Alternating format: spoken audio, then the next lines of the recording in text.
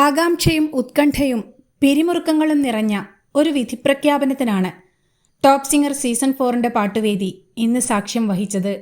ദേവനന്ദ രാജീവ്, ശ്രീധർഷ്, മുഹമ്മദ് യാസീൻ എന്നീ 3 മത്സരാർത്ഥികളാണ് ഈ റൗണ്ടിൽ 1-ാം സ്ഥാനം നേടിയിരിക്കുന്നത്. 3 മത്സരാർത്ഥികൾ 1-ാം സ്ഥാനം നേടിയപ്പോൾ മറ്റൊരു ദുഃഖകരമായ നിമിഷത്തിനും പാട്ടുവേദി സാക്ഷ്യം വഹിക്കുകയുണ്ടായി. എലിമിനേഷൻ അനിവാര്യമായ സാഹചര്യത്തിൽ 3 മത്സരാർത്ഥികൾക്ക് അടുത്ത ഘട്ടത്തിൽ പങ്കെടുക്കാനുള്ള യോഗ്യത നേടാൻ സാധിച്ചില്ല. ദേവി നന്ദ, മുഹമ്മദ് അഫ്ലഫ്, വേദാലക്ഷ്മി എന്നിവർക്കാണ് അടുത്ത റൗണ്ടിൽ പങ്കെടുക്കാനുള്ള യോഗ്യത ലഭിക്കാതെ പാട്ടുവേദിയിൽ നിന്നും പടിയിറങ്ങേണ്ടി വന്നത്.